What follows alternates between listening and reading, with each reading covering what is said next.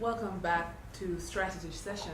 We are joined by Nielsen Rose, Business Development Manager at Burrito Investments, and Douglas Lindo, CEO of Belindo Ironworks. And we have our main panel, Roy Reed from JMMD, Paul Buchanan of Neighbor Investments.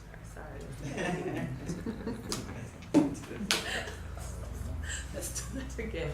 All right.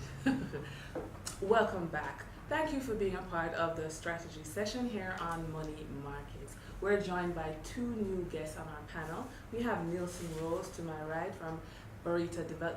I'm sorry, I must be getting hungry. Let's do that one more time. Welcome back to the strategy session here at Money Markets. We're joined by two new guests on our panel, Nielsen Rose of Burrito Investments and Douglas Lindo of Belindo Ironworks. Now, what we're going to talk about in this session is really what's happening in the productive sector in Jamaica from the perspective of two distinguished businessmen. And I'll introduce Paul Bryan again, CEO of KnowledgeWorks Limited, and we have investment banker Devon Barrett and commercial banker Audley Knight.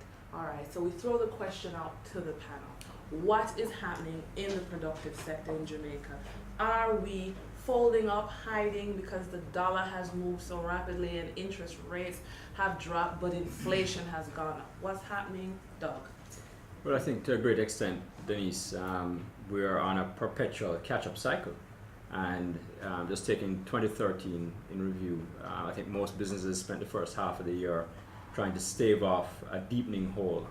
I know that there's a certain level of confident, I'd say guarded confidence in terms of projects moving forward, for example. What you're trying to do is fill that hole. So when we're talking about creating new value, you're still playing a great catch-up, a significant catch-up game in any business sector, whether you're in tech or you're in construction or manufacturing. That's a real concern. So, Paul, coming back to you, how are persons strategizing in business? What are you seeing? Are they doing more online activities, or is it real physical labor? How is the business sector responding? Sorry, pause. Sorry. Go. I'm in a position to speak for I'm going to call it the new entrepreneur, the person who left a corporate job or so on. And I've noticed two things. Certainly there is persons looking out at how can I develop an income stream for myself from Jamaica but globally. And one of the things I've observed is more persons looking at the possibility of internet-based driven kinds of income streams. I think the University of Technology now has a program where they're really teaching internet entrepreneurship, not at a theoretical level, but they have some experts who are training persons. How do you develop an online business and how do you make it work? And I think that's the direction that we have to go. Certainly, there is a shift in the way money is made. The 21st century businesses has to have an ability to tap in globally, because the Jamaican market may not be sufficient to give you what you need. So I'm observing that from the individual from the entrepreneur who's new to this because they have to generate a business of their own. I was talking to a friend of mine just last week, and he told me that he actually leased a couple acres of land, and he's now into sugar manufacturing. I was very pleased with that. He totally shocked me, because this is a corporate banker. So I know that is opening up as well, and I'm excited that that's the direction that we have to go, because we need to get production going, and we need to get farming going, and that there are incentives for persons to lease extensive tracts of land at a very easy rate, and then to have it almost totally funded, and have the repayment coming out of cash flows from the endeavor. I think that's a great opportunity for entrepreneurs. Let me come back to you, Doug.